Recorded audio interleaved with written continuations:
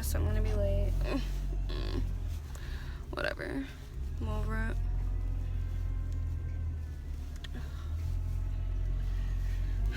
I'm really just not feeling school anymore at this point. It's really bad. Burnout is real.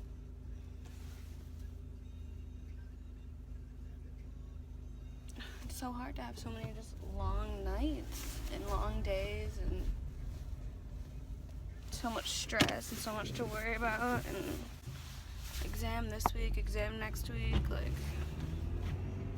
it's just too much, girl. But I need to get gas, and I really hope I don't run out.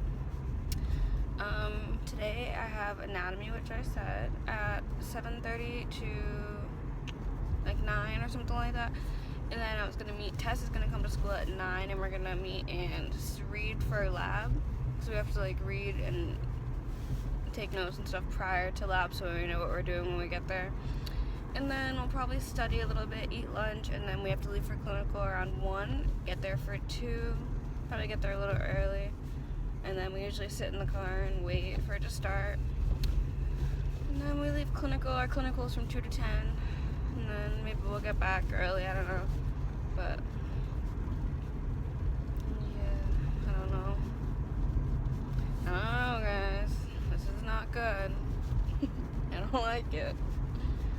Oh, I didn't eat breakfast either. I'm so hungry. But at school, like the little cafeteria that we have that's like convenient to go to just has like horrible stuff in it. Like, who wants to eat chicken fingers and french fries every day? Like, I don't know. Not me. That's disgusting. And mozzarella sticks and cheeseburgers. Like, this is not a happy meal. Why are we? I don't know. For breakfast, there's like bacon, egg, and cheese and stuff, which is cool, but like, that's too much every day. They need to have like oatmeal or something. I should talk to them. I'm gonna talk to them. I'm gonna write a letter.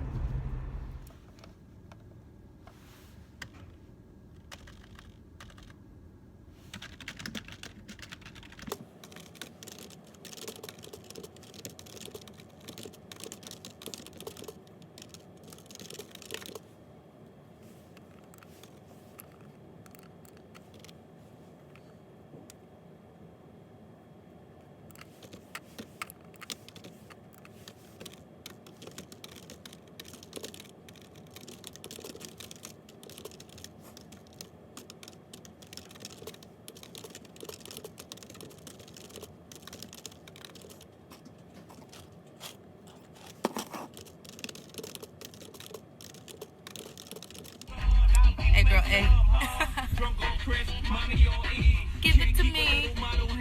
Wow, it's only 46 out and it feels this warm. Oh, sorry. That's crazy. I didn't realize you were... Weather talk. Alright, we doing some quick errands for me. Yeah, but watch this guy. We're doing some quick errands and then we are going to clinical. Give it to me.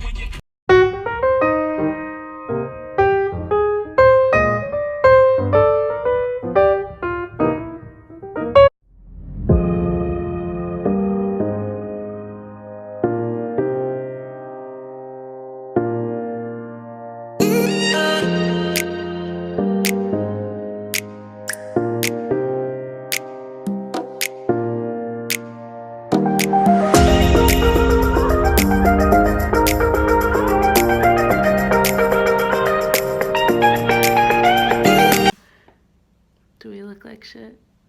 Because we feel like shit.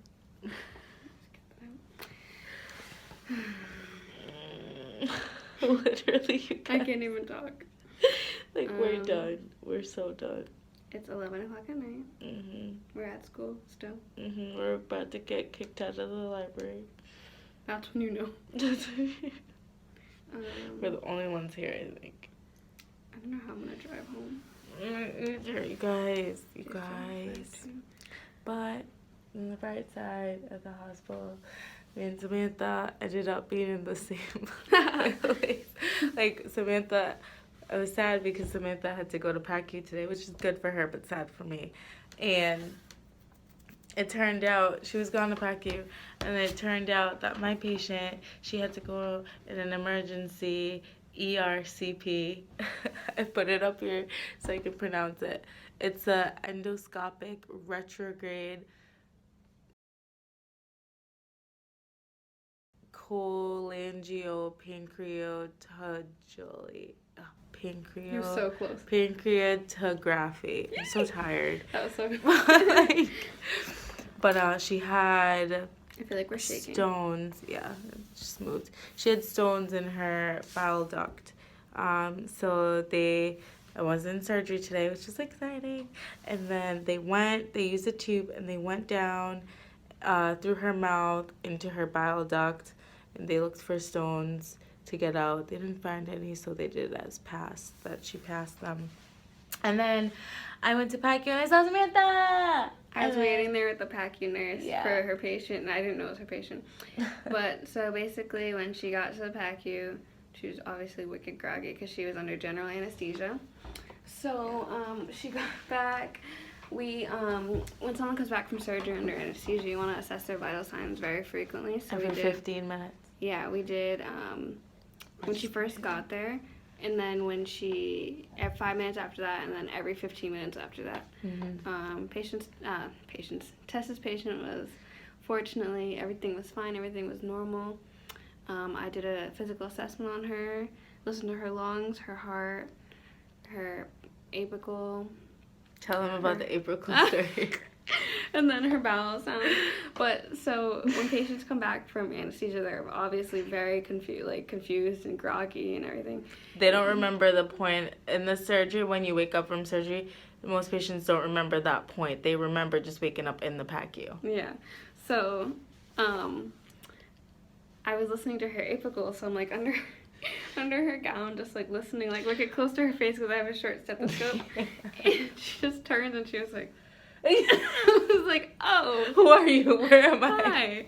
So I basically just told her like what was going on, where she was, and she's like, where am I? I was like, but she said it so like, I don't know, genuinely so confused and so tired, but yeah. So I told her where she was, re-entered her and everything, and told her like her surgery went, her, not surgery, but her basically, ERCP went well.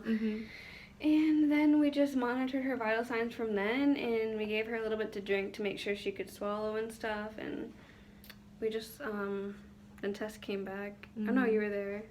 What else did you do? You had she had a patient leaving the PACU. I discontinued an IV for the first time, so that was cool. And but she took it out. Yeah, I took it out, yeah. Took it out. How'd you do that, Samantha? She was doing very... It died. So, continuing. Samantha, how'd you put in the IV? No, how did I take it out? Yeah. So it was in the hand, and it was taped up pretty good. So I just lifted up the tape really carefully, and she was like older, so she had like really like loose Fragile skin, yeah. And then I had to hold it with one finger and then peel up the rest because you want to keep the IV in place. Sorry, you couldn't see that, but like hold it right there and then peel it up. And then once I got all the tape up, you have your gauze and your tape ready.